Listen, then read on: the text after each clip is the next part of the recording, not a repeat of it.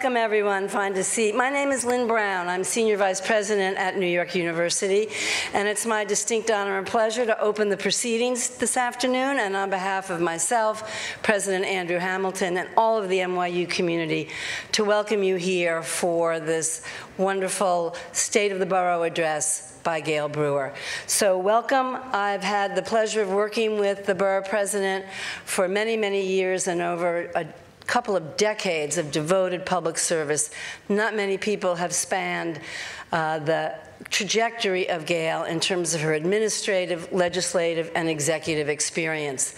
She actually believes in doing her homework and facts and reasoned public policy. She's a hard worker. I'm sure I'm not the only person in the city who's convinced there are 5 Gale Brewers, because everywhere you go, you meet her and run into her. And finally, she gets results. And that is something for which all of us in Manhattan, indeed the city, owe her a debt of gratitude. But that concludes my heavy task today, except we're going to start off with a real rock and roll and welcome to wake everybody up. And it's my job to introduce the musical performers. So give it up for Annette Aguilar Bean Blanco. Bring it on.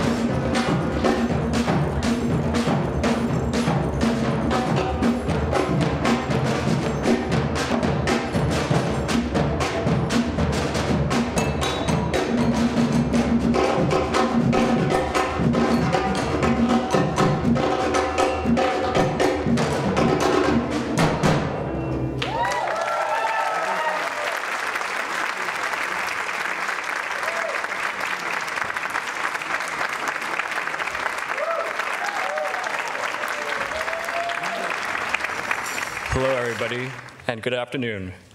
Welcome to the State of the Borough 2019. My name is Devon Chu, and I'm a student at New York University studying business. I've been fortunate to grow up in New York City my entire life. 2 years ago, when I was 17 and still attending Regis High School in Manhattan, I joined my local community board to learn more about issues occurring in my community, such as youth and education, land use, and transportation. Now, currently, I serve as the co-chair of my Traffic and Transportation Committee and Community Board 1, and I have learned a lot. Along the way, I've met an individual whose kind spirit, endless determination, and attention to issues small and large have impacted Manhattan in such a positive way. To me, she is a great mentor, community leader, and advocate for young people. Thank you for everything you do. And now, I'm pleased to introduce Manhattan Borough President Gale Brewer.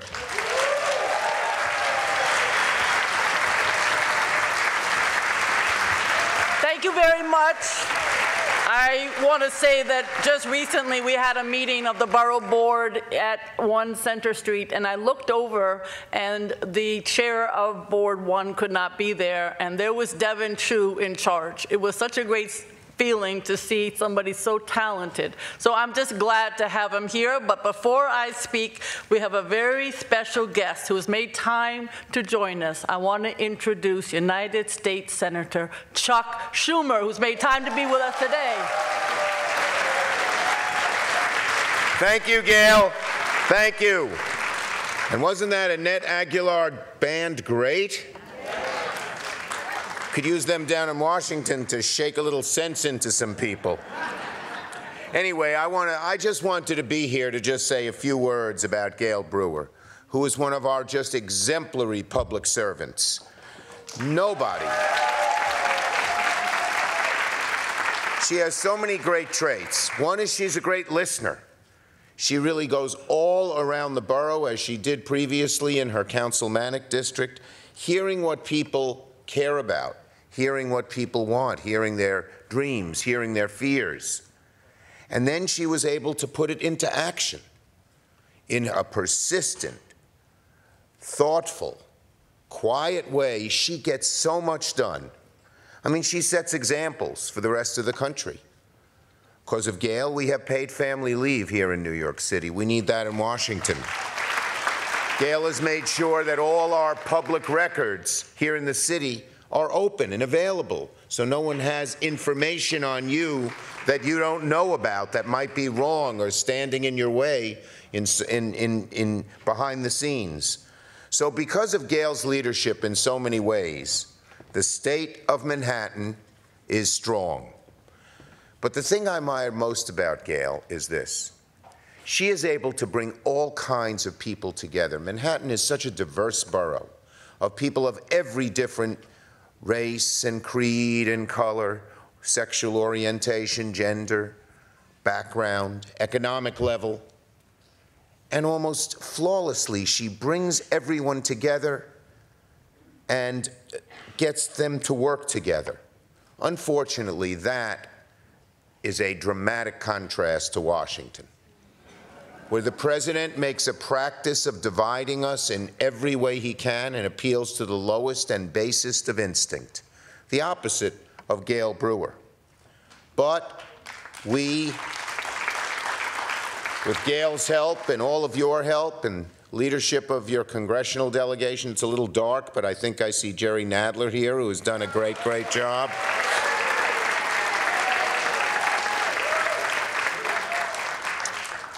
We are able, united, Democrats in Washington, to fend off his worst stuff and begin to do good stuff. He will not get his wall, period. Jerry and I are making sure to see that. I've always believed, my middle name is Ellis, for Ellis Island, and I have always believed the symbol of America should be the Statue of Liberty, not a 30-foot concrete wall that says stay out. We welcome people to come in, not stay out. And Gale has set an example for that. You all in Manhattan have. So I want to thank you for supporting this great leader, and I want to thank Gale for the amazing work she does for the Borough of Manhattan and for all of us. Have a great afternoon, everybody. Thank you. Thank you for having me. Thank you. Thank you very much, Senator. And I want to echo the fact that Congressman Nadler's here, Congressman Espaillat, thank you very much. Councilmember Lander, all the way from Brooklyn. Councilmember Levine, Assemblymember Harvey Epstein, Assemblywoman Linda Rosenthal, and Ben Kalos, council member, David Wepper, an assembly member, Carlina Rivera, council member, and certainly Jessica Lappin, whom I served with, now head of the Downtown Alliance, Morgan Jones from EDC, Angela Fernandez, the brand new New York State Commissioner on Human Rights, really important. I also want to thank Eric Botcher, who's here for Corey Johnson, Nilsa Rama, Community Board 8 Chair, Jackie Oatman, SWAB Chair, that means the environment, and many, many district leaders, and also David Dent is here on behalf of Michael Blake. So I also want to thank my former Chief of Staff, now New York State Senator Brian Kavanaugh. Very, very special. And we will keep introducing elected officials. I do want to thank Devon Chu, because it was an amazing introduction, as I indicated, and thank the senator. So good afternoon. Thank you for joining us. I want to thank NYU for hosting today. I want to thank Manhattan Neighborhood Network for airing our event. And we will have soon a panel to discuss urban agenda, the issues that are defining our city, and how we govern, because the last thing I want to do is talk too much. So let me begin by mentioning one or two of the many people who over the past year inspired us and keep our borough special. For those of you who don't already know Diana Blackwell, she's here. Take a moment to meet her. She seems to be at every meeting, conference, and celebration, even more than me. In December, she actually sprinted 3 blocks to climb aboard the borough president's float for the spectacular Harlem Lights Holiday Parade on 125th Street. But when she's not on the run, you'll find Diana Blackwell taking care of the most fabulous gardens in all of NYCHA.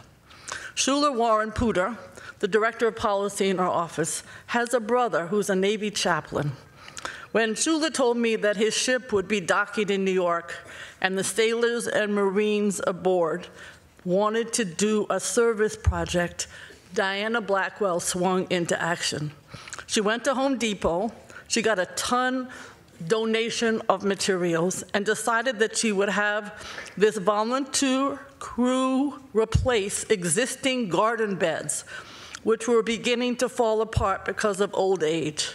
With that support, Diana is one step closer to having a completely accessible garden for everyone to use. Unbelievable. Then she came to us with a problem that many gardeners wish they had. At the garden she oversees at Frederick Samuel's houses, guess what happened? They produced too much food. So brilliant Schuler found an organization that does canning. In fact, the Queer Kitchen Brigade does so much canning that they send hundreds of pounds of pickles to Puerto Rico after Hurricane Maria. I don't like pickles, but I hope you like pickles. So without getting too deep into the Great Pickle Project, next week, Diana is bringing 36 NYCHA gardens, young and old, these gardeners, to the Kitchen Brigade's canning workshop so they can preserve and enjoy their own garden produce well into the winter. This is the stuff that makes Manhattan a great place to live, and it's why we love it.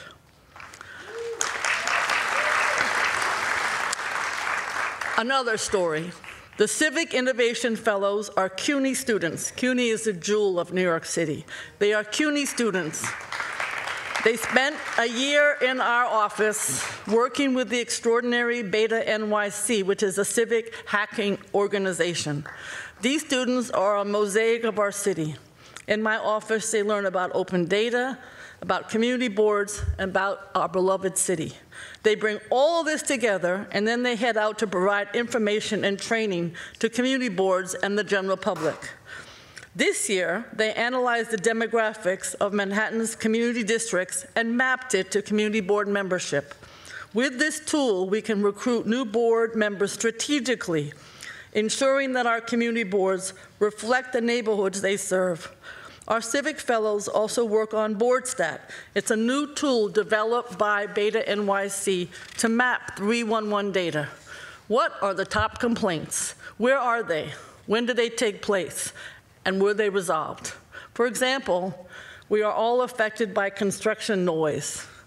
The data reveals that it's a big problem on several blocks after 9 p.m., for instance. Now we can find out if the contractors have a permit to work after hours, and if not, you know damn well we're going to stop them.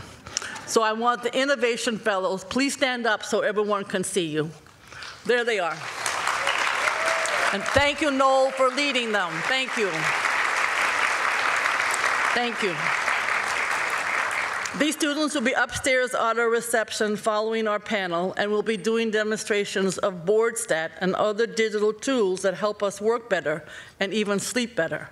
So while you're meeting the Innovation Fellows, be sure to check out SLAM, the State Liquor Authority Mapper. It's a tool for checking if the bars and clubs have valid liquor licenses. A big topic. From rezoning of a whole neighborhood to sanitation baskets at your corner, we're on the job 7 days a week, as many of you are, working to keep Manhattan affordable, safe, accessible, healthy, green, and vibrant. We have pushed the envelope on numerous issues, fought some big fights, some small ones, and won some. Our accomplishments of the past year are highlighted in this publication. I think you all got it. Everyone should have received it, or there are more outside. My longtime friend, Kathy Goldman, who was here today, has always said that to get people's attention, you either have to talk about food or sex. Those are her words, not mine. I've been advised to start with food. Naturally, it's a top priority for us and for many of you. Sourcing green leafy vegetables and fruit from local farmers, sponsoring summer meals for young people, advocating for healthy eating, and lots more. Brian Kavanaugh is a vegan, just so you know. And after our conference and report on urban gardening, we invested capital funds on hydroponics and vertical farming in schools and senior centers. This year, we're funding enhanced cafeterias in high schools designed to encourage students to choose healthy meals. We're very proud of our food bag program for seniors. This will be the 6th year. We have great partners like Council Speaker Corey Johnson, Council Member Helen Rosenthal, Grow NYC, which is the Green Market. We're in northern Manhattan on the east side, the west side, the lower west side's Roosevelt Island. Seniors can purchase $8 bag of fresh produce, pick it up at their local senior center, or have it delivered to their building. These bags have recipes and storage tips for the healthy items inside and can be purchased on a week-to-week basis. No need to lay out a whole bunch of money up front like you have to do with the CSA. So we've done over 6,000 bags purchased this past season. We asked the seniors at the end of the year, did it work? They rave about the program, and we hope to expand it.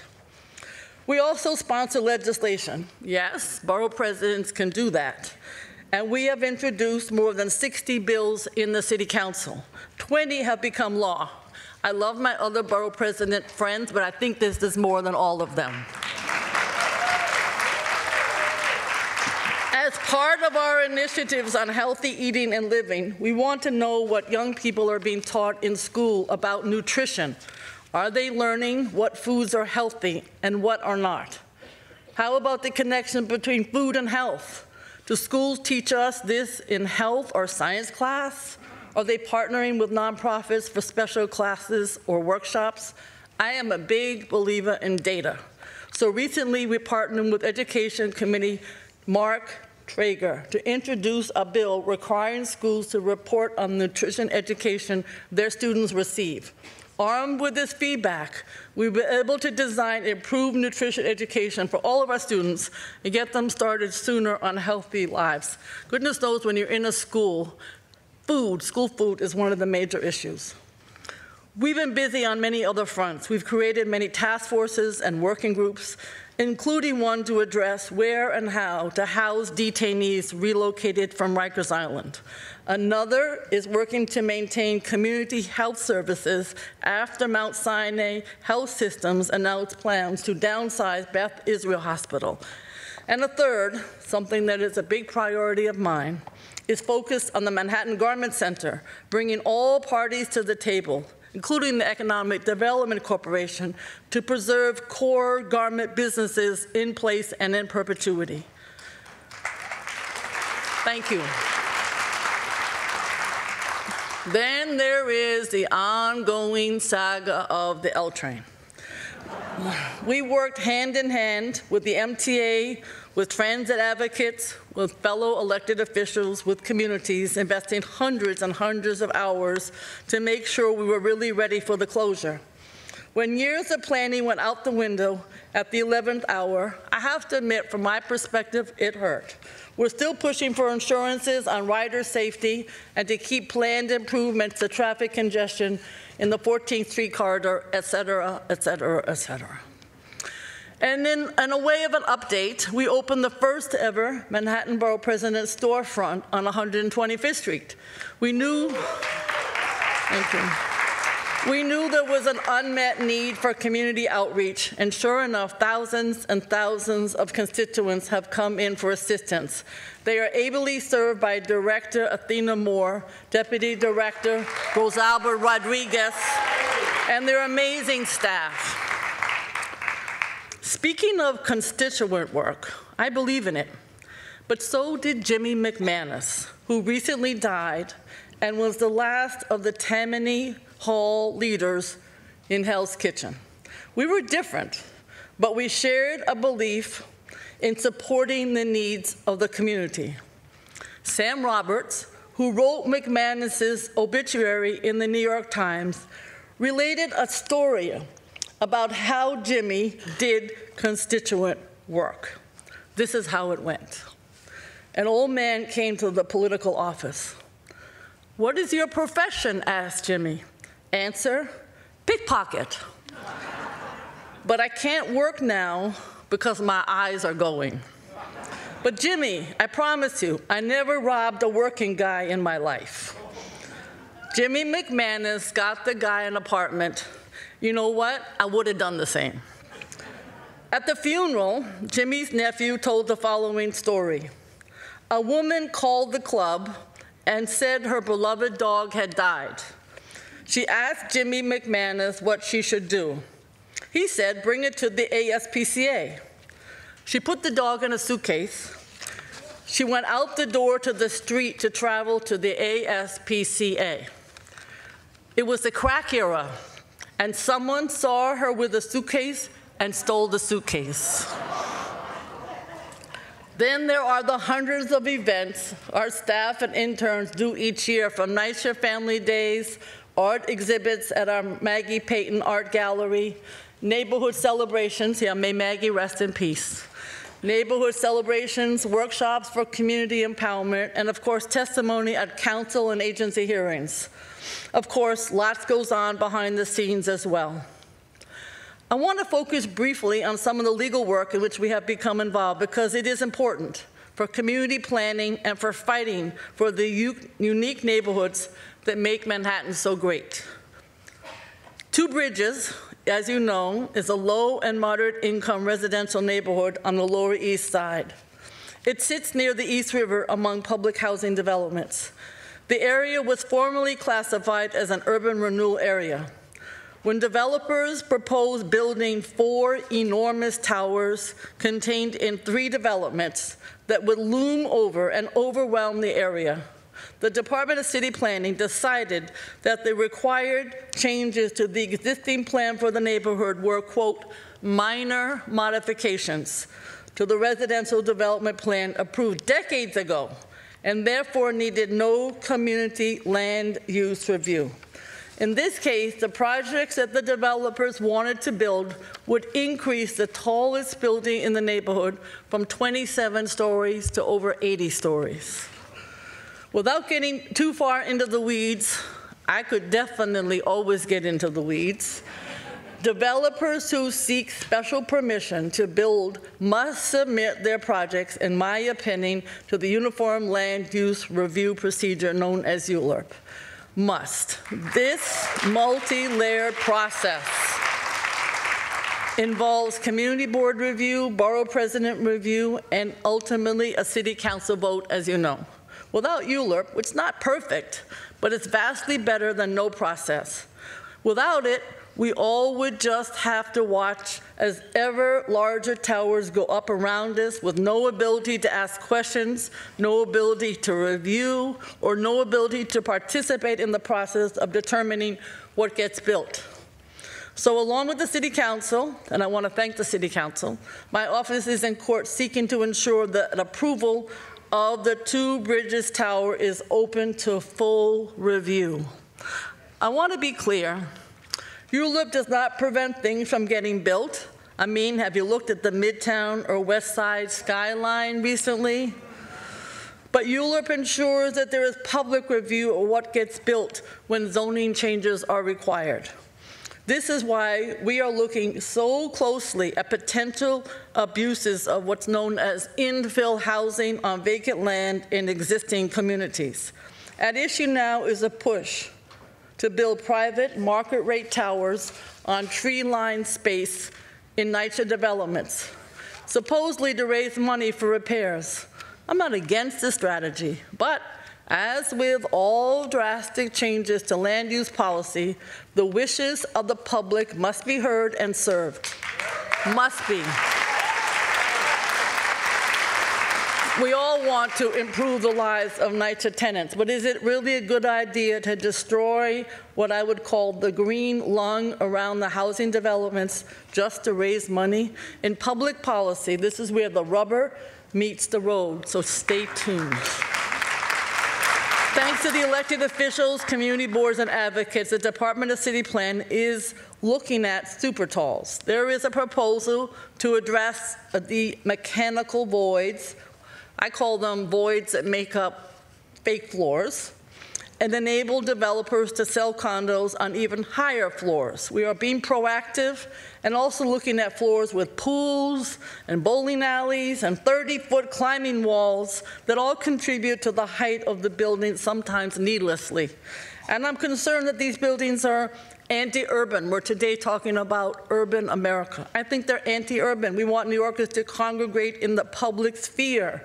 That mingling is what makes Manhattan great. As some of you know, I've been an elected official and in public service a long time. I hope and try to make good decisions, to advocate for constituents effectively, and to govern well, to listen to people of all points of view. And I don't mean at scripted public forums. When we stop listening to the community level, we stop being good leaders, and the city suffers. New York faced big challenges when I started working for the John Lindsay administration in the Parks Department. That was ancient history for some of you. But today's unparalleled prosperity has imposed new hardships. Trying to protect our neighborhoods and landmarks, save our storefronts, our mom and pops, create truly affordable housing, a real AMI, keep folks in their homes, make sure they have a decent place to live, and allow communities a real voice when changes come. These tasks make the state of the borough today challenging. There is no end to the work to be done, but I pledge with you to advocate, to legislate, to do whatever it takes to serve the people of Manhattan, as I think I always have, with an amazing staff every day, all year round. Like I said, this includes listening and learning. So I'm so pleased in a few minutes to introduce a phenomenal panel of smart and dedicated New Yorkers, and we'll hear what they have to say about the state of the city, about urban policy, what we really need to do about the subways, about affordable housing and NYCHA, and finding tech companies that are maybe tough enough for New York, and all the rest. I hope you'll be listening and participating right along with us.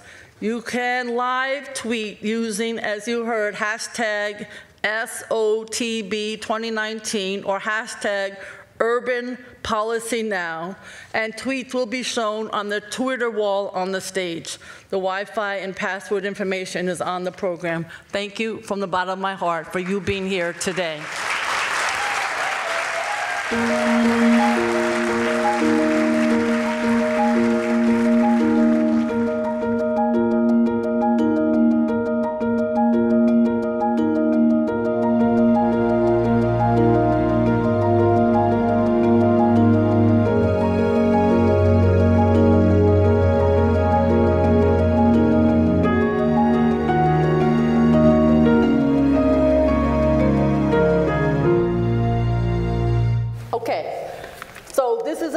Like none other. I'm so honored to be here. I'm going to start with Maya Wiley. You know, she was in charge of City Hall as counsel to the mayor. She survived. And she is a nationally renowned expert on racial justice, equality, and much more. She was former chair of the Civilian Complaint Review Board. She's senior vice president now for social justice at the New School, Lucky Students. And she serves as a legal analyst for NBC News and MSNBC. I get so excited. I'm addicted to MSNBC. And I get so excited when I see her at night. So Maya, thank you.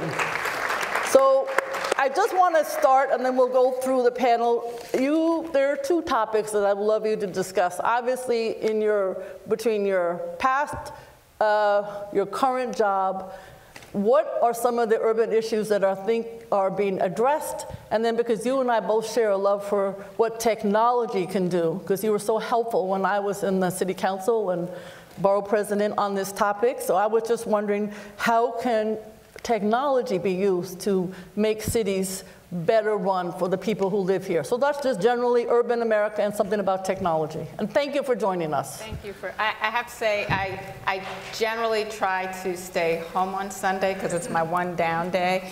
And Gale called, first of all, she emailed me. And I didn't respond fast enough. So then I got a call. But then I realized I had missed her email. And I just have to say that I will be anywhere and do anything that Gale Brewer tells me, because she's the most wonderful,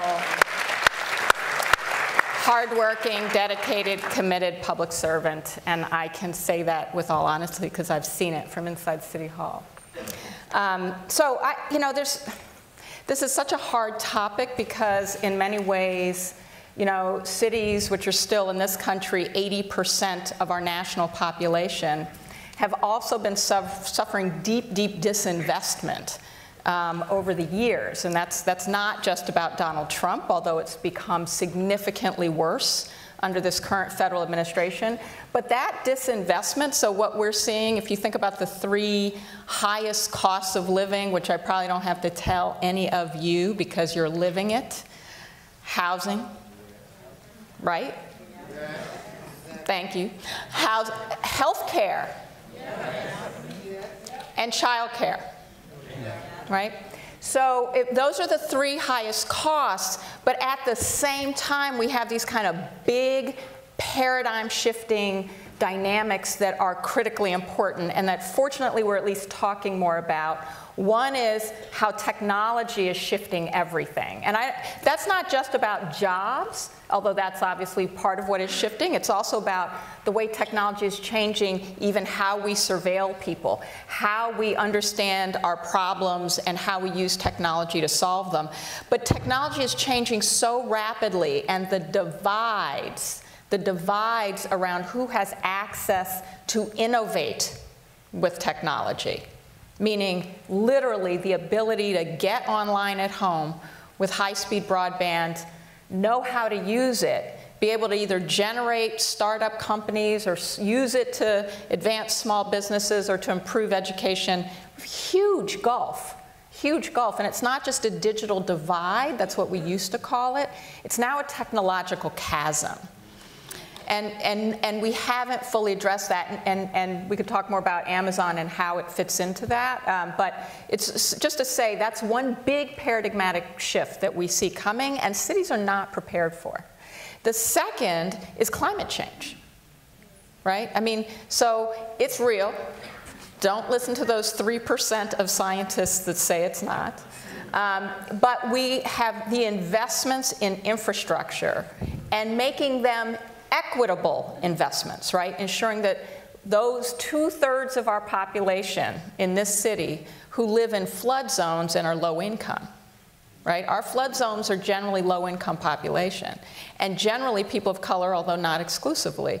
So how we invest in infrastructure when cities have less and less and less federal and state money for it rather than more are huge, huge problems. So I would say that we have to attend to the expense of being citizens of these cities, and by citizen I do not mean citizenship status. We are all citizens, whether we have a, thank you, right?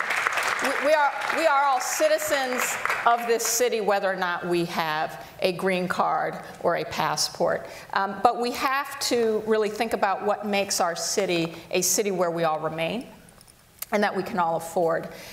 So that's huge. And that's where I want to bring back, going back to your question about technology, because I think what we're largely struggling with, which is not unique to New York City. So we've made some progress on, you know, some of these issues, and we can talk more about them. I want to hear from others on them. But I want to say that technology is, we've been talking about it traditionally in like important ways around, are our kids going to get computer science in school? Critically important to get computer science in school, and very lucky that this city has now got a 10-year plan for universal computer science.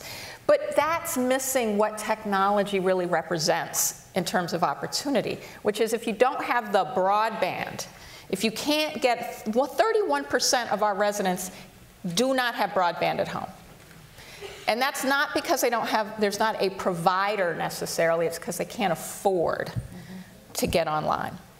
And then huge swaths of our city don't even have what would be the 21st century gold standard of broadband. I mean, I pay for broadband, and I am very privileged, and like, my broadband sucks. And I pay a lot of money for it. So, you know, it's that for a city that needs to be able to innovate with technology, to see more entrepreneurship that technology enables, particularly in low-income communities, that sees our residents' ability to think about how that technology, for instance, can pull down the carbon footprint or keep us safer in the context of rising sea levels. That's something we all should be able to contribute to, and we can't right now. So the city has done some good things on making broadband more accessible.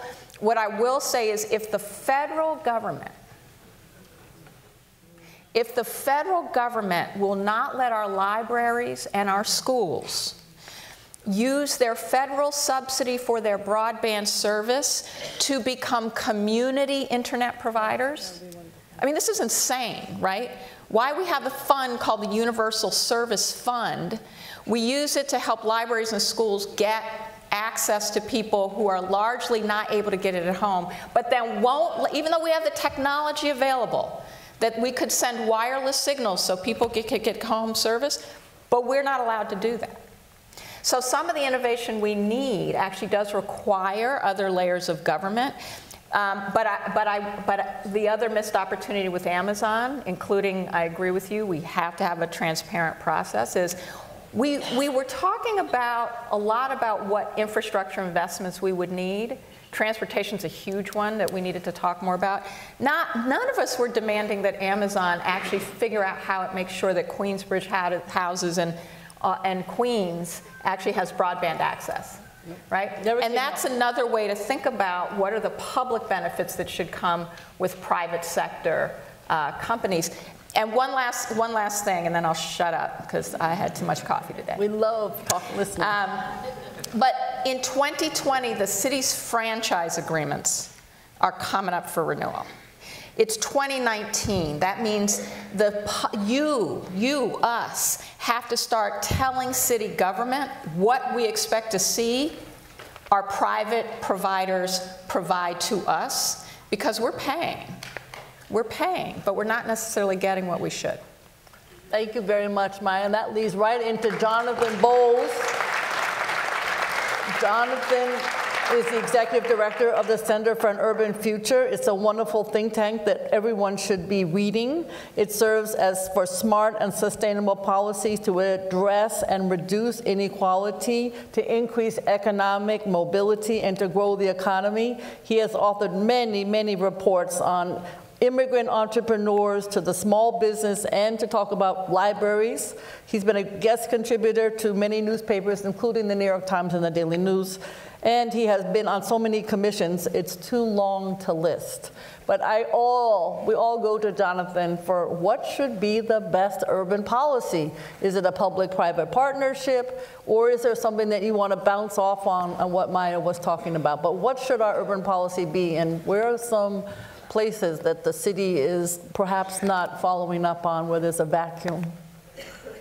All right, well, first of all, thank you so much. It's really great to be here, and great to be with you, Gale. I'm such an admirer and a fan, and have been for a long time, and it's great to be on the panel with so many amazing panelists. I guess I would like to pick up on a couple of things that Maya started with, just as far as what technology can do to benefit cities. And I think that when you think about urban policy, there's been such a failing from the federal government in terms of supporting cities, providing funding streams to do the things that cities need to do. This is where so many people are these days. New York's seen this boom in its population. Our problems haven't gone away.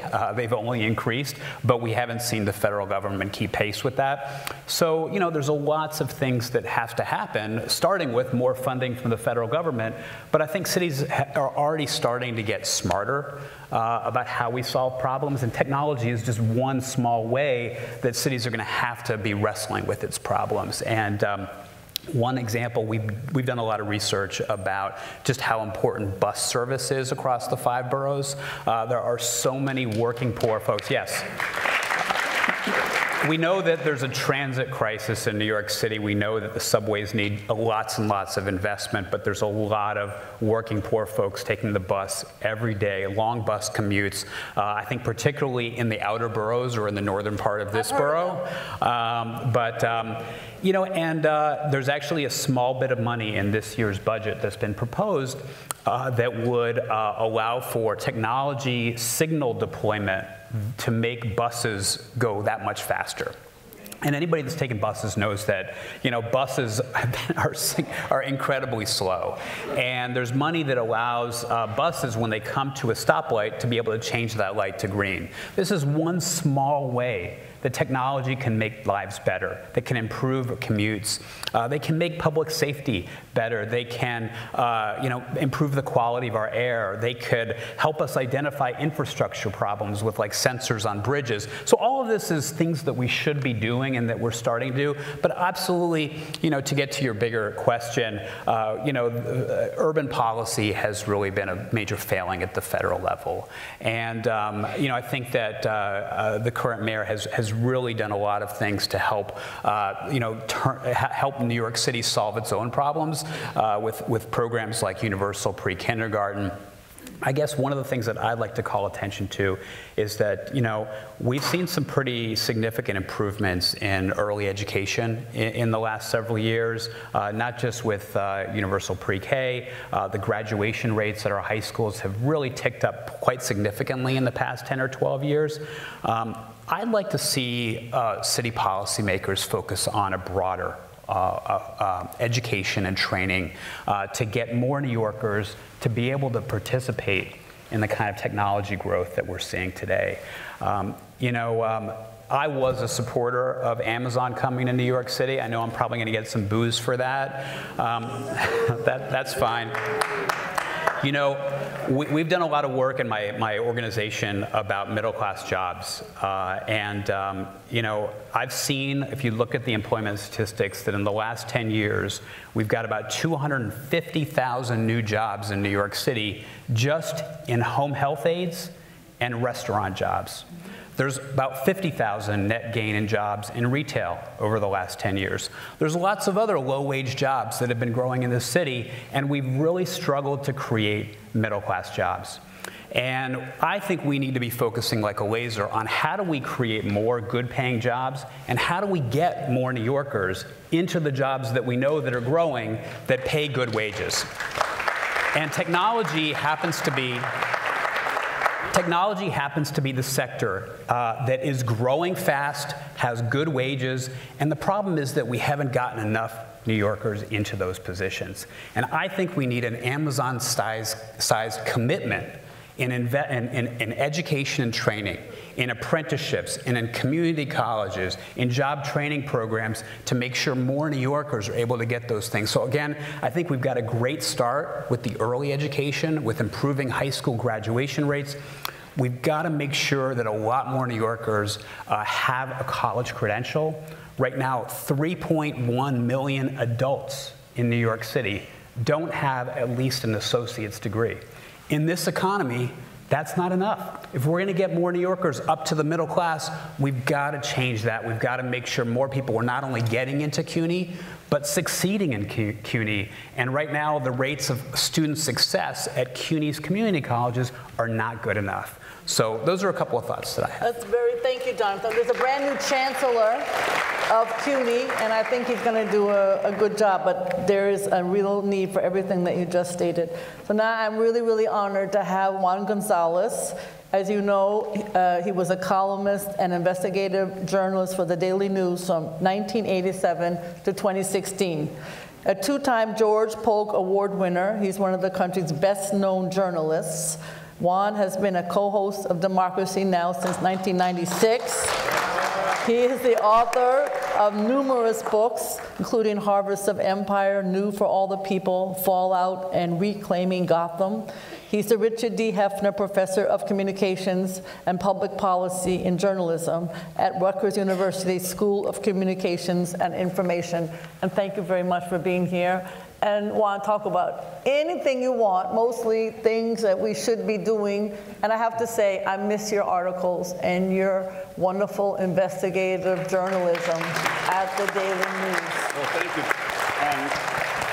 You know, I know Gale way back to when Ruth Messinger was the city councilwoman on the west side of Manhattan, back to those days, and so it's always a pleasure to share time and thoughts with Gale, and we often talked on the phone about off the record on what was happening in city politics, and she always gave me great insights.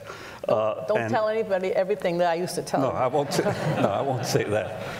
But you know, on this issue, I'm just a plain old journalist, right? So I got to tell you from the perspective of what I've covered over all these 45 years now in covering urban America. I think what we've got to understand, first of all, is that the cities of America are being re-engineered under our very eyes. Right. It used to be that the poor and the working class lived in the central cities around the industries, and the middle class and the upper class were in the way out in the suburbs or further out. You know, whether it's Connecticut or whether it's in Westchester County. Now, the reverse. I don't know if many of you have ever been to or have gone to the end of the subway lines. The hundreds and thousands of people, of poor people who can no longer live in the city, who are now living in Yonkers or in Nassau County and getting at the end of the line, then taking the bus to go further out to where they live. So our cities have been re-engineered and been taken back over the last 30 or 40 years.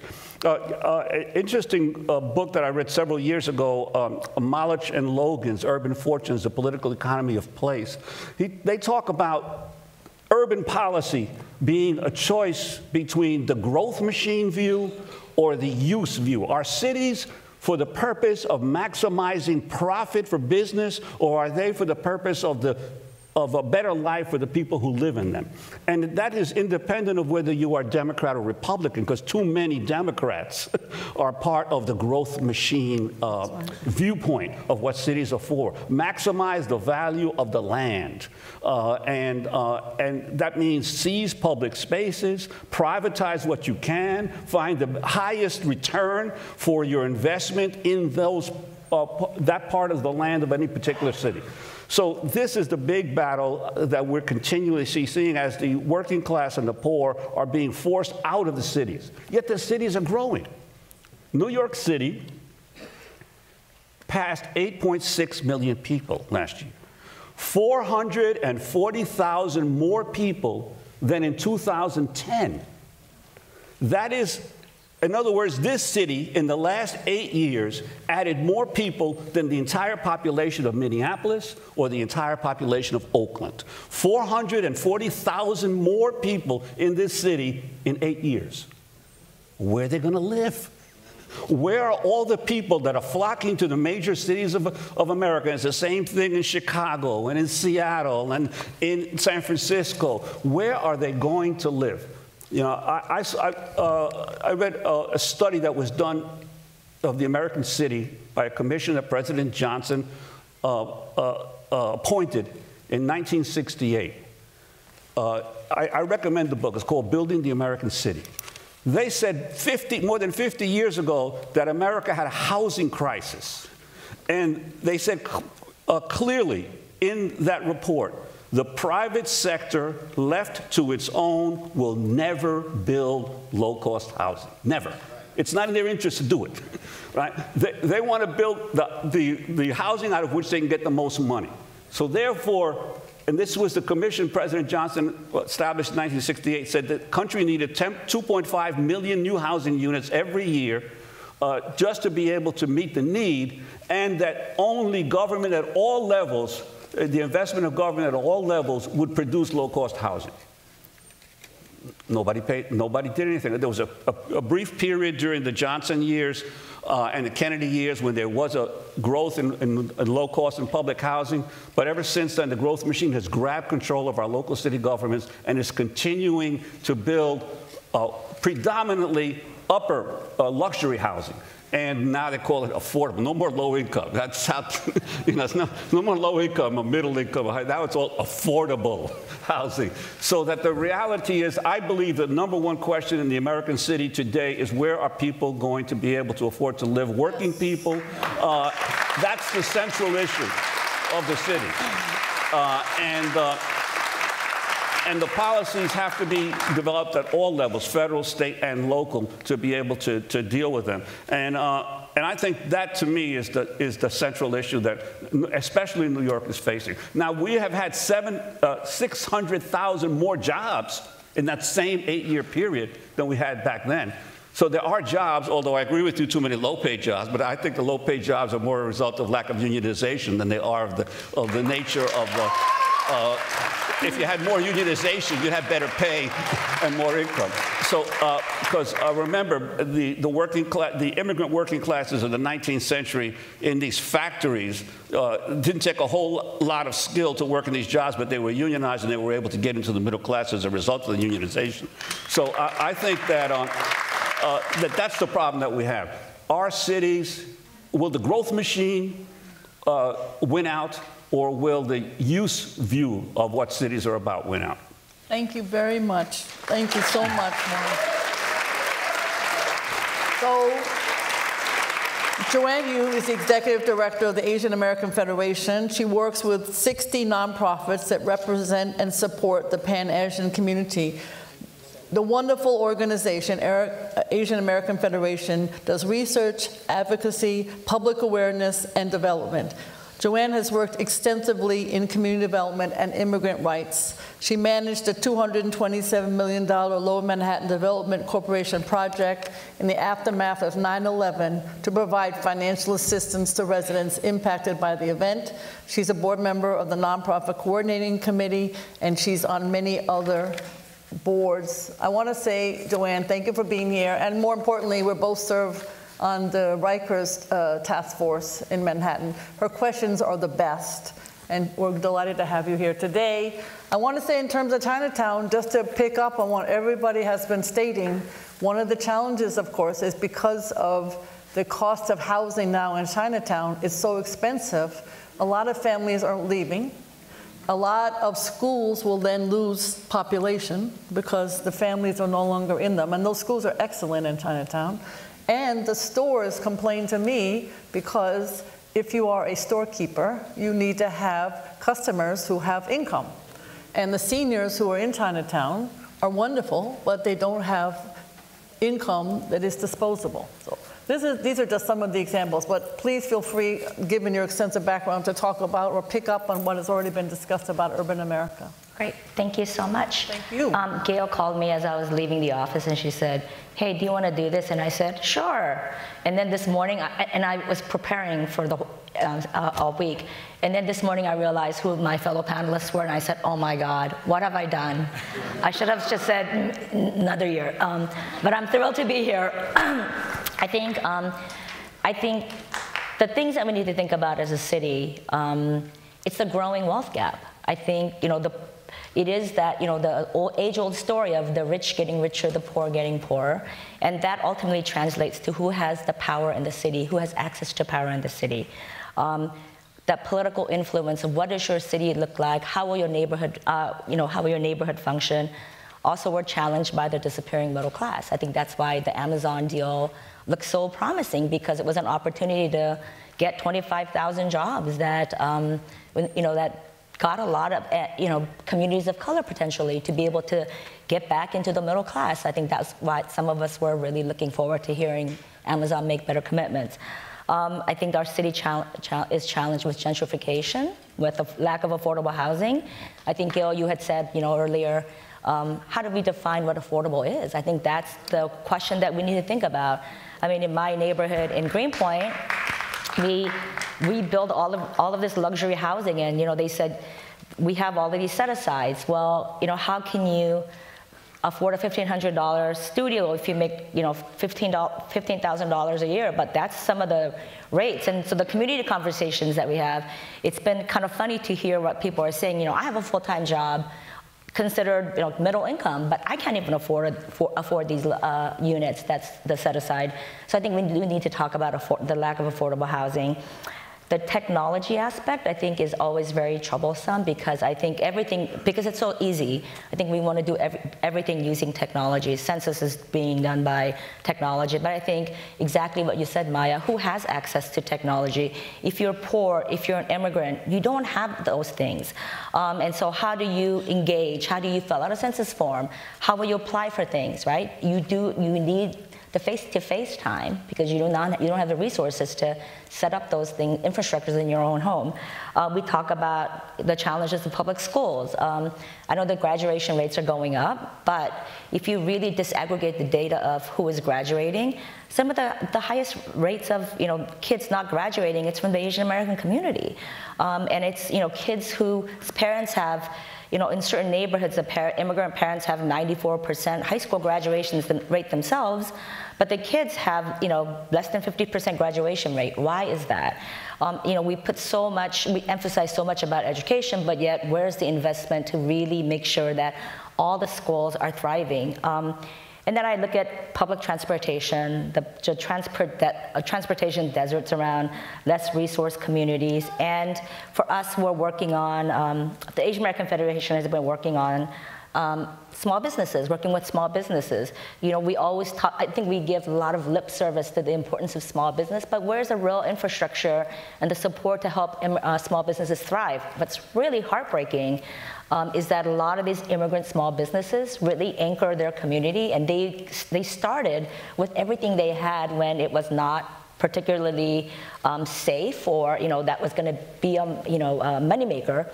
But they go there and they build a small business. It's a mom and pop shop. In many ways, it's the investment. So when they get pushed out by changing neighborhoods and gentrification, they've lost everything. There is no fallback for a lot of these owners. So as much as we think about the impact of, the importance of small business, they're disappearing, and we need to figure out what resources are available for them. I think we also need to think about immigration, obviously. I think we need to think about the changing racial, ethnic demographics of our city, who brings what resources, how do we celebrate all of those resources, how do we celebrate those assets. We need to think about role of law enforcement in interacting with communities of color and all communities. And we also need to look at what have we done as government, corporations, as leaders to really get people engaged to discuss and foster innovative approaches to some of these solutions. Thank you. I know, Jonathan, earlier you asked me, Gale, what is it that excites you? And I was like, oh shit, I don't know, because I'm always fighting some battle one way or another. But I mean, I do think that there's some of the reports that you have done, libraries, and then work that is possible to do on small business, because there are some rays of sunshine there. Are there other things? Innovation is what cities are doing. Maya mentioned that, because the federal government is not being helpful. But are there some innovative aspects that you have discovered in some of the research you've done that cities could be doing more of? Certainly the E-rate, which is what the libraries and the schools get, to be a center of activity for free Wi-Fi would be an example. But there must be other ones that you can think of. And also, sometimes the public-private partnership does work. Absolutely. I mean, I think, like, in the best case scenario, we don't need public-private partnerships. You know, again, we need the federal government to step up and support cities. And there's so many reasons for that. But I think that, as you mentioned, you know, there are some new public-private partnerships around NYCHA, the RAD program, among other things. I mean, when there's a $30+ billion infrastructure shortfall in our public housing, we need to look for all sorts of solutions, so we should be embracing that. You know, I guess I'm a big believer in the role of human services nonprofits in our city.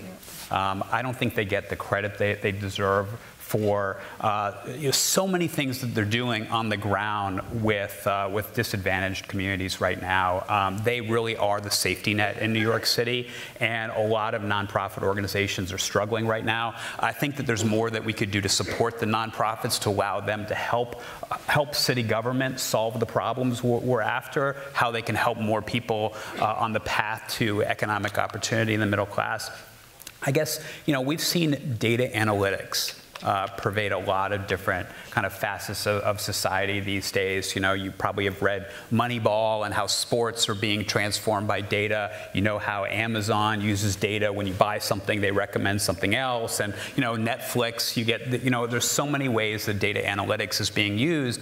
And I think that it'd be really interesting to see government take that to the social services sector. You know, we've seen a couple of governments around the country.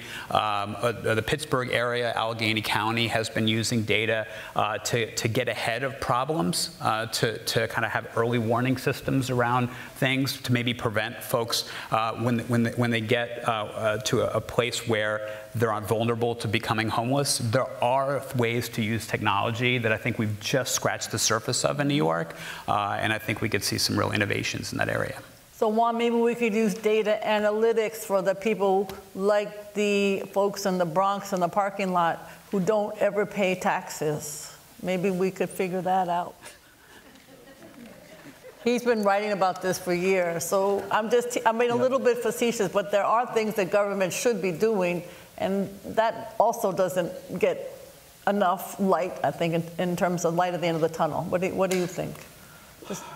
Yeah, well, I'd like to, in terms of data and technology, get back to something that Maya mentioned earlier about these cable contracts that are due up here in 2020. The most important vehicle for communication in the world today, I mean, obviously, the internet gets to you either on your phone or gets to you through your system at home. Right now, the cable companies of America are getting away with highway robbery because they built their cable systems on the public rights of way. They had to use the public streets, and they all have monopolies. Wherever they are, there's only one of them, right? They are paying to the cities. Too, because we're at least starting to. We did start suing Verizon. Thank you. Right. Right. No, that's right. You were really way ahead of everyone else in the country in the stuff that you've been doing. But you're right. Yeah. But what they do is they only pay the franchise fees to local governments for the video, because it started out as a video system, cable. But they're making all their money on their broadband and on their phone service, but they're only paying the city of New York, what's a 5% franchise? 5% franchise fee, right? But all their money on their video. Video's going out of business. It's all the broadband. So there's an enormous amount of money that could be grabbed by the cities if you told these cable companies, you are using the rights of way not only for your video, you're using them for your broadband too, and we want 5% of everything you make as a franchise fee for using our public streets. Right? And now you got to battle with the federal government and the state governments because they all want a pie, a part of how you make decisions with these cable companies. But that's an enormous untapped resource that exists already, and it's just a question of, is there a public will to force when these new contracts come up, because they only come up every like 15 years or so, right? So you got a chance. It's not like every 4-year election. It's every 15 years. You got a chance to reorganize your information system at the local level, and I think that's an issue that people need to pay more attention to. And the other part of the technology stuff, which I think is the big scam, is the sharing economy. And I believe that New York City and this mayor and this council really were in the forefront of putting the brakes on Airbnb and on Uber and Lyft. Now, there was a division in the council and the mayor on the question of Uber, because Melissa loved Uber. But I think that really New York City is way ahead in saying, hey, this whole sharing economy stuff is what's the benefit for the residents of this city, that Airbnb is not just hiking the prices of housing by putting all of these housing units off the market for commercial purposes. But I think that the sharing economy needs to be questioned carefully by local governments. And I think that that's a part of technology that's not necessarily beneficial to the people of the city. So Maya, you're right. I mean, this is hard. It's the shared economy, disruptive technology, and urban America. It is complicated because sometimes I feel that the city government doesn't keep up with the shared economy and the disruptive technology. And I just met with some of the tech people who were, trying to figure out how government can be more efficient in New York City. And as terrific as they are, we got 80 city agencies, we got 300,000 employees, and we as city employees are usually older, to be honest with you, than the private sector. So I was just wondering, I don't want to be just about technology, but in terms of funding and revenue and keeping up, is this something that urban America is capable of doing? So I want to pick up on several of the threads because so many important things have been said that relate to technology. When there are things that the city and cities must do to innovate around technology because there's simply no choice. I mean, this was my point about paradigm shift. If we threw our hands up and said we're just not playing in that sandbox, we'd get buried by the sand. So there's not a choice here. The question is, how are we going to use it so the outcomes are around equity for everyone, good paying jobs, getting the public services we need. I mean, to the points I think that everyone's made on the panel, whether it's improving public transportation to ensuring, more small businesses are able to build their businesses, including in low-income communities. The challenge is that technology itself is such a big topic. So we've talked about broadband, which is part of, and it's not the only, infrastructure for technology. There is a lot that cities can do to try to leverage, and it is by design public-private partnership, right? That's what a franchise agreement is. It's essentially a public-private partnership that is actually controlled by federal law. So we're lucky in New York, at least, that we negotiate our own contracts. That's not true. The city of Detroit can't negotiate its own franchise contracts. That's all done at the state level. So we are lucky that we as a city have control over the negotiations around that technology. And I think to Juan's point, critically important to think about what should we be getting in exchange within the confines of what federal law will enable. And what are the community benefits? So it's not just about what fees we get, but if you're coming in as a corporate partner with the city, what are the benefits for our residents, particularly our low-income residents? And so that's some of the discussions that we were having. But that's wide open opportunity. The other thing is cities have to think about themselves as having really valuable assets that companies want, right? Instead of being beggars, we should be like, y'all want to be here? We got something for, right? So one of the things that but to your point, Gale, one of the challenges is the city, and I'm going to agree with Jonathan. I thought it was important for New York City to get Amazon, but it was important to get it right, which is, I think, your point and everyone's point, right? It's not, it was, are you gonna negotiate with the unions around being a good employer? How are we, I mean, we never saw the statistics as a city around, of that 25,000 jobs, were New Yorkers, particularly in Queensbridge houses, going to be tracked for the middle class jobs? Right. But those are also things where the city had some assets that it could have brought to the table in the form of what kind of partnership, Amazon, are you going to have with CUNY? Right. Because we have a tech talent pipeline through CUNY. So what's your relationship to CUNY, and how does that invest and build that pipeline, to Jonathan's point about education?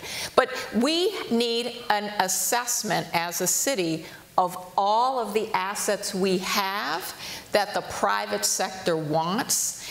And then we need to figure out how our assets we utilize to negotiate what becomes public benefits for all our residents. Now that requires a city-wide strategy. So the question we should be asking, and like this is, and having worked for the mayor, and the mayor having set out some very aggressive goals around this, but now my question is, where's the leadership? Because we no longer have a chief technology officer for the city.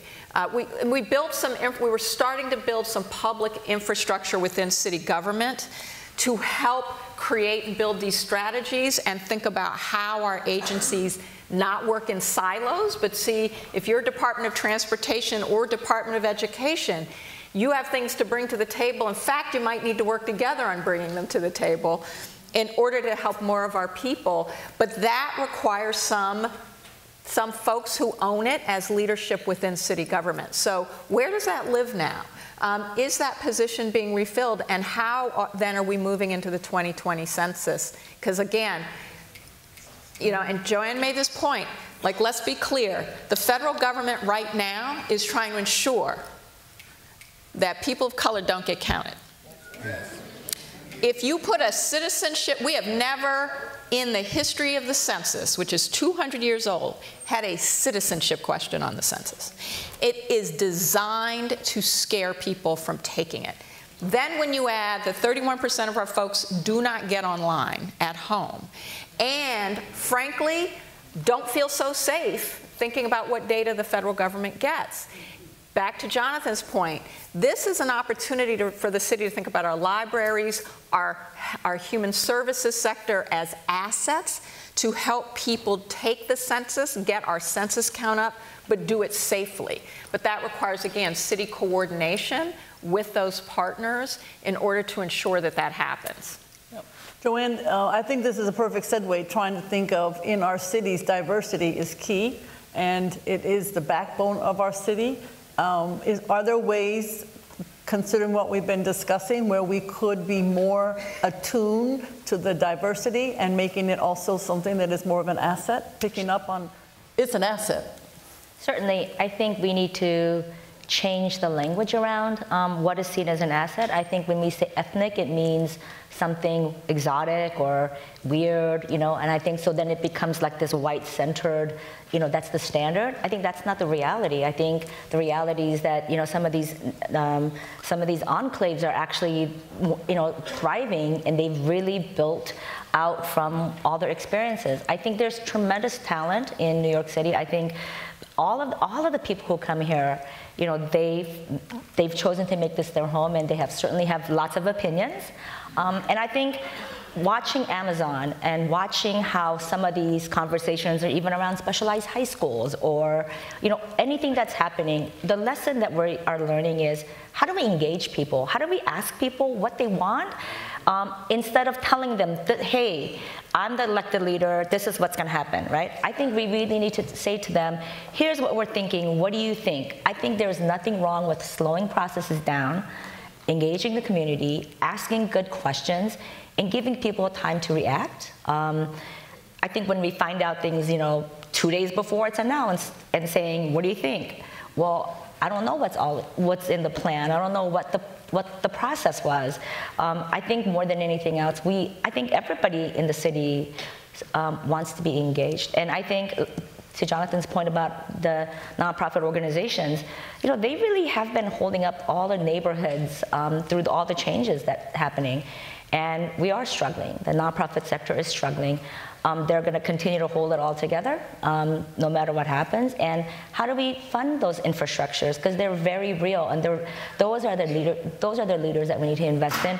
And they actually know what is happening in the community because they've problem solved through it many, many generations. So how do we bring that innovation together to be able to say, here's this problem we have in your neighborhood or in the city. What do you think we should do? Well, we're going to have to thank you. We're going to have to slowly wind down this wonderful conversation, Juan, but are there some sort of closing remarks based on what people have been saying as to where you think cities should be going? Well, I think that as I said in my last book, Reclaiming Gotham, the cities are the only hope right now in the country in terms of the ability to mobilize and put forth an agenda of social change that is based in equity and fairness that unfortunately at the state and at the federal level, it's much worse. And the reality is that all the progressive movement in America, not only in America, but in the advanced capitalist world, in France and Spain, all these countries, is coming at the city level. The cities daring to stand up to their reactionary regional or state governments and federal governments and say there's another way, because let's face it, the world is becoming increasingly urbanized. Well, more and more people everywhere around the world are moving out of the countryside and into the cities. Therefore, urban policy is not just a question of a special interest. It's really the future of how civilization will develop in the future. How will our cities function for all the people, not just for those who can afford to get their side and their perspective heard the most? I remember now when Donovan said, Gale, are you looking forward to anything? And I remember I said, yes, all the folks who made the midterms possible, and also the folks who made the Democratic State Senate possible. So yes, there's some good things out there. Those are the people that Juan is talking about. But Jonathan, do you have some concluding ideas about all the work that you've been doing and light at the end of the tunnel for some of this urban activity? Yeah, well, I think that, first of all, I do want to start off that there's a lot to be happy about, and I think sometimes there's so many things that need to be addressed in this city. The affordability issues are so huge. The fact that so few people are lifting up into the middle class. New York City has always been a place that really created a middle class, and I think that's really a problem today. But I do want to just point out that the unemployment rate in this borough is about half of what it was 10 years ago. And this morning, I went on the Labor Department website to look at the actual number of unemployed residents in this borough, and you can't find a single month going back to 1990 where there's fewer people unemployed in Manhattan than there are today. When you look at the city's... Disaggregate by race.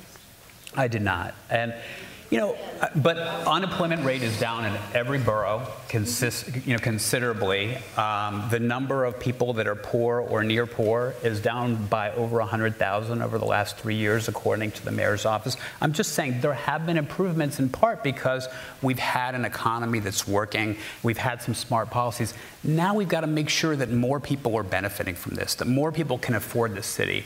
I think when I thought about this panel today about kind of urban issues in America and in our cities, the problem in the last 5 or 10 years has really shifted from, hey, we just need investment in our cities, we need jobs, period, to we need to make sure that the successes that cities have seen translate to far more people.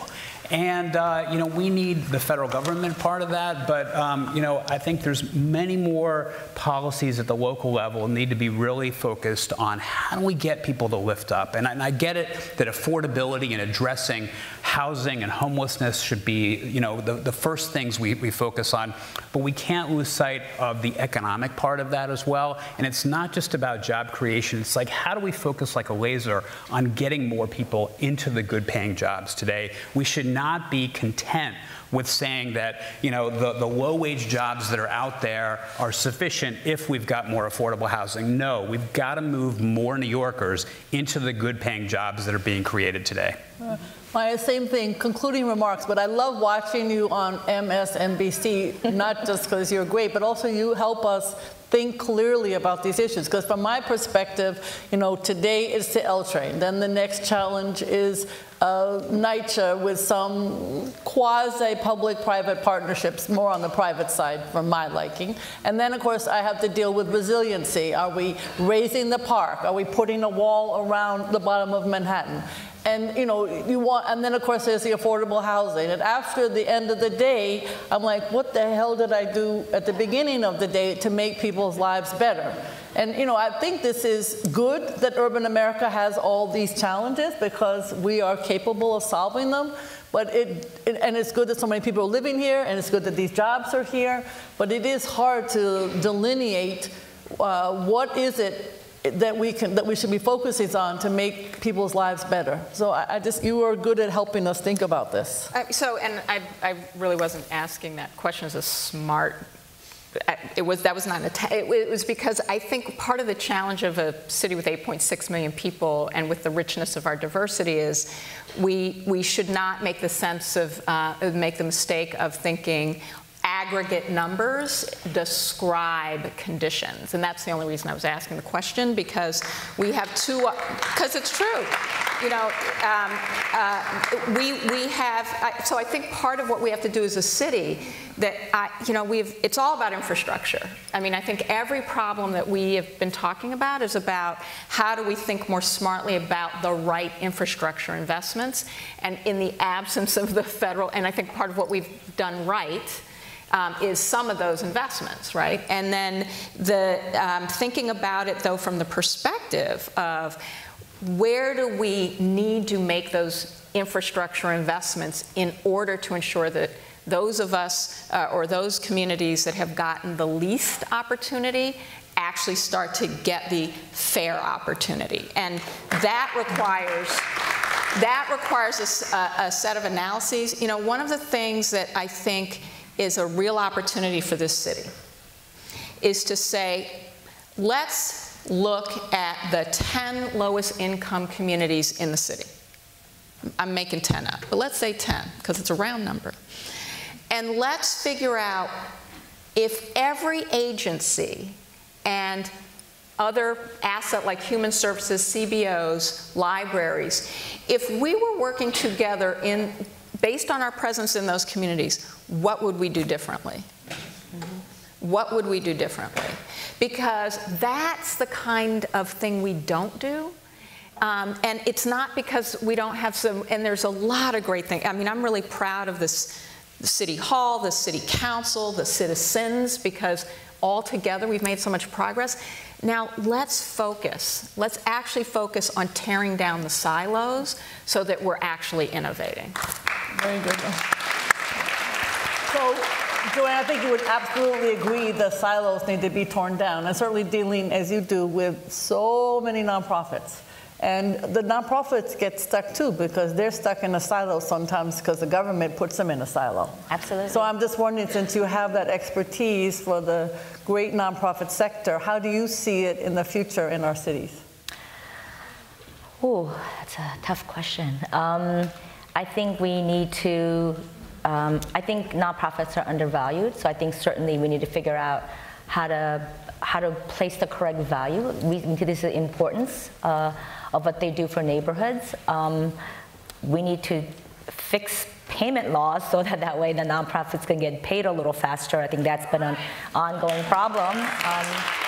If we can't pay, if we have cash flow issues and we can't pay our staff, I mean, how are we supposed to do the work? We need to put the right emphasis on, what our city values, the importance of the nonprofits. I think we are constantly underfunded. I know that for the Asian American community, we are the fastest growing population, almost 16%. But if you look at, we do some data, not as extensive as Jonathan's, but we do pull some data. And we did an analysis of the funds that come to the Asian American social services community. And while we're almost 16% of the population, we get 1.4% of the social services contracts, which means that the folks who are helping to support the most vulnerable New Yorkers are really stretched thin. So I think we need to think about that. But I think the thing that I would like to have our leaders remember is the importance of nonprofit in creating community engagement. I think there's a growing voice of people saying, we can't do business as usual. You cannot just ignore us. You need to listen to what is happening. We have some solutions. Please engage us. I think seeing somebody like AOC and how she won, right? Just boots on the ground and, using social media and, all the different ways that we're engaging, the nonprofits are engaging. We're getting smarter. We know how to organize. We know how to educate. We know how to move people.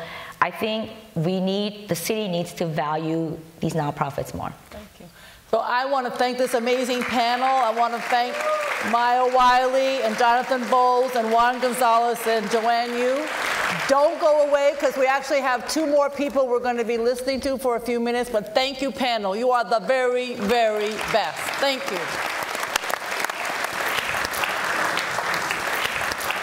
So I have a great friend whose name is Susan Scheer. She's currently the CEO of the Institute of Career Development, and she's going to talk about the phenomenal success she's had since March of 2017 in supporting people with disabilities getting jobs. It's a model program for urban America.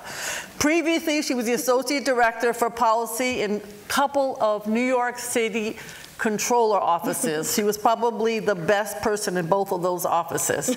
She has 20 years in public service. She was director of the disability services at Columbia University, at Sydney, and in the city government, mayor's office, office of the public advocate, where we first met, and the Department of Transportation, and she has had tremendous success in launching amazing transportation programs. She was a member of Community Board 3. She received the prestigious Sloan Public Service Award, has a wonderful husband and grown daughter, and she is a magna cum laude graduate of Yale University. I give you Susan Scheer.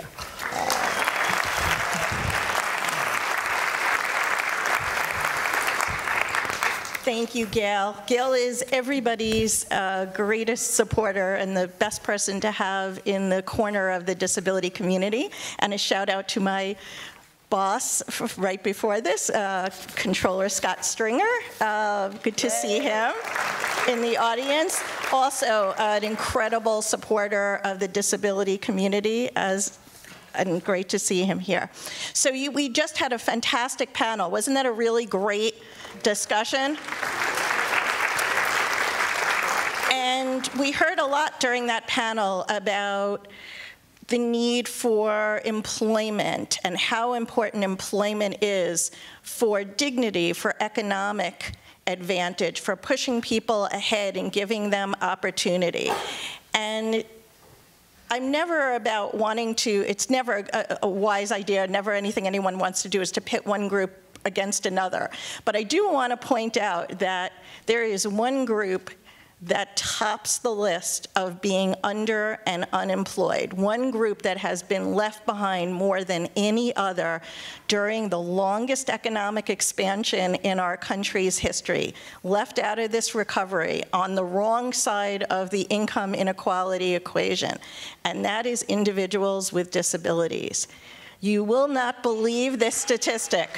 77% of New York City residents with a disability are not in the workforce. If you opened the New York Times tomorrow and it had a headline that said 77% of African Americans or women or any other group, people of color, were so underrepresented in the workforce, there would be a national outcry, congressional hearings, maybe not in this administration, but under normal times, there would be.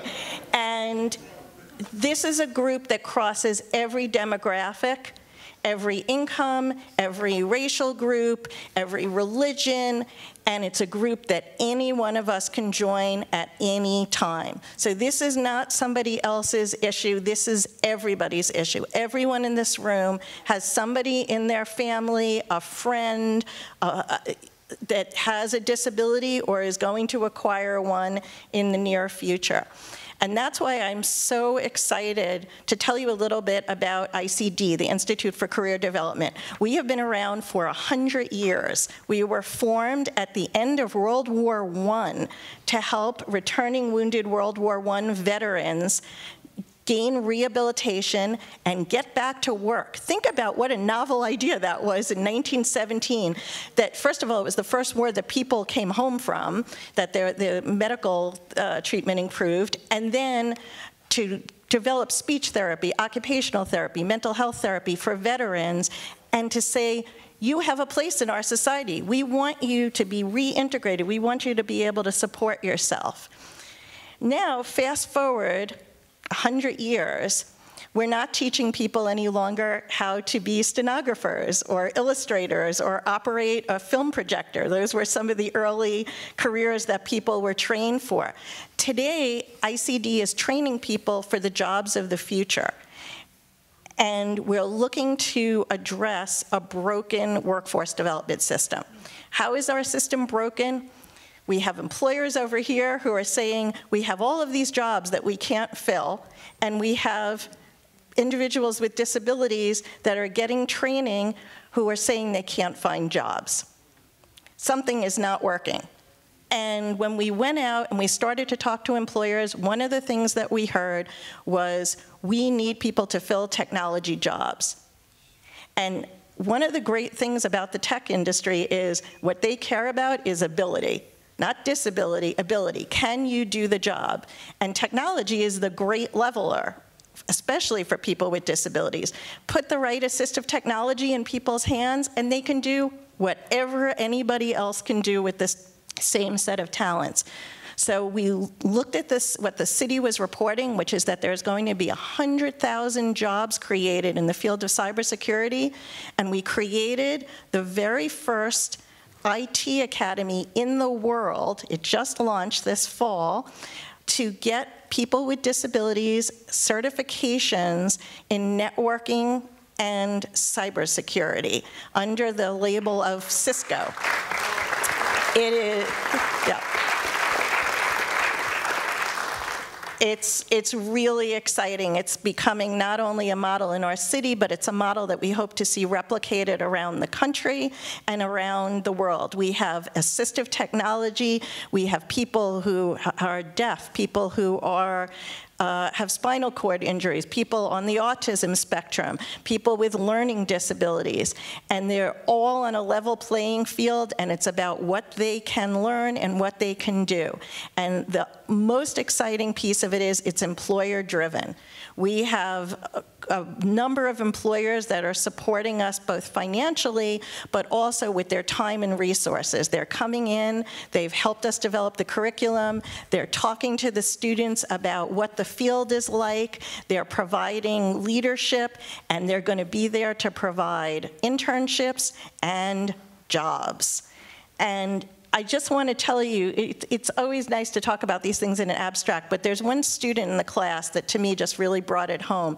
His name is Nigel. He's 32. He has multiple sclerosis, which is unusual to have a diagnosis at such a young age.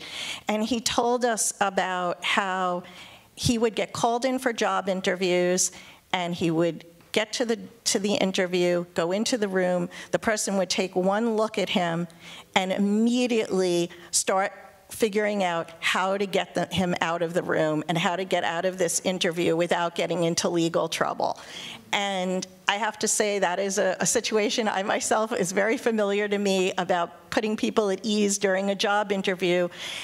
And today Nigel is talking about the great jobs, the great opportunities that this training has opened up for him, and how exciting it is to see employers eager, hungry to give him a chance to work and to put his talents and skills to work. So, absolutely. So to conclude, a couple of quick things. One is, we talk about diversity and inclusion. That D in diversity has to include disability. It's the last one in the list, but it's time for it to join the diversity and inclusion lineup. We need to recognize and reward companies that are doing a good job. Nothing motivates other folks like seeing companies, their peers, doing a great job. There are companies out there that are doing a good job, and there's a lot of room for others to join them. We need the city to put its policy oomph behind this, especially around MWBE. People with disabilities have not really been part of the MWBE family. The city spends a lot of money in a lot of different contracts. They're not pushing to make sure that that money is going to companies that are owned by people with disabilities and that employ people with disabilities. And there's a lot of force to be put into work there. And organizations like ICD need to be at the table. There's an expression in the disability community, nothing about us without us. And we need to be part of the policy agenda, the policy discussion to push this issue forward. Thank you. Thank you, Susan. Thank you, Susan Cheer. And now I would like to introduce, come on out. Uzo, you coming out, sir? Uzo Wello is the CEO of the Africa Center. It's a brand new center. It's located on 110th Street and 5th Avenue. It's a space that was originally going to be a museum. It sat vacant, but no longer. The Africa Center is highlighting a new narrative about Africa, and its focus is on culture, policy, and business. You have to go there because there are lots of programs, although the build-out is continuing. This amazing man is unusual. Yes, he is COO of a cultural institution, but he makes the center even more interesting. He's a writer. He founded a magazine. While a Radcliffe Fellow at Harvard, he wrote Speak No Evil. It's a novel about Washington, D.C. that was published in 2018. He wrote another book that was translated into 14 languages. He wrote a book about HIV and AIDS in Nigeria. That makes sense, because he's a doctor and he's Nigerian. He also has a documentary that was premiered at Sundance. He graduated from Harvard College, magna cum laude. He's a graduate of Columbia University School of Medicine, and he was in Nigeria working as a doctor when somebody approached him to run the Africa Center. He said he remembered bicycling. He bicycles everywhere. He remembered it because he bicycled past it when he was living in Harlem while at medical school. So he said yes to this job. Thank you for being here. Thank you. Thank you so much. Thank you so much for having me. Thank you. I think, oh, is my mic on? Yeah. All right, good afternoon, everyone. So I would just like to thank Manhattan Borough President Gale Brewer who asked me to come and say a couple words about my institution, the Africa Center, and about the African community in New York in general. I just want to say a profound thank you to you for all of the support that you've given to the center over the past few years. I also want to say thank you to the folks of Community Board 11 and also all of the officials and electeds here for their support, advocacy, and patience in our long coming project. So I first came to the city in 2006 for medical school, but given after I finished, I promptly went back to writing. It's clear that I wasn't really studying medicine while I was here. So what was I doing? I was going to New York City's many different cultural institutions, concert halls, museums, and cultural hideaways that generate the vibrant cultural life of this city. And so the Africa Center, which I now represent here, is a new institution that brings this vibrancy of African cultures here to the city. And we're an institution that's dedicated to telling new narratives about Africa to, and this incredible continent, to New York and to the wider world. So we're up on 5th Avenue at 110th Street. And yes, it has been a very long time.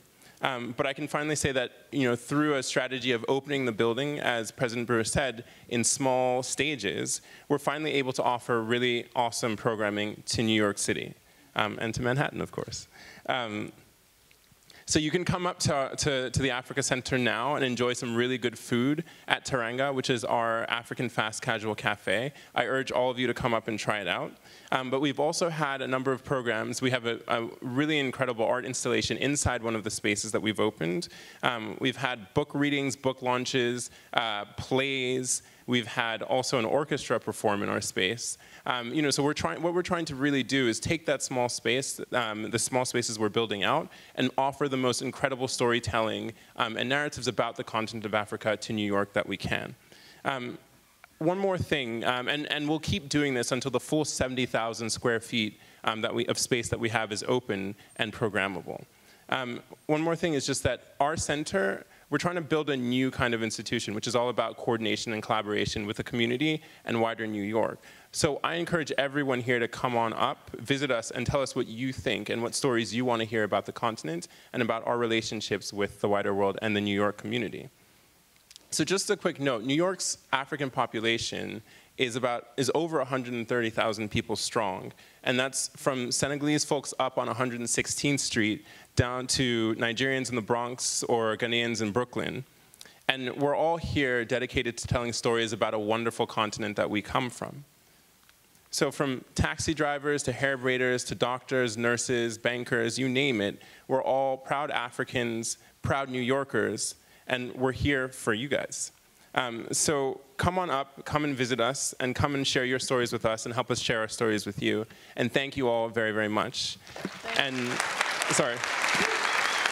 One last thing I should say is just, because it is that age, just follow us on Instagram at theafricacenter.org. So there we go. Thank you. Thank you very much.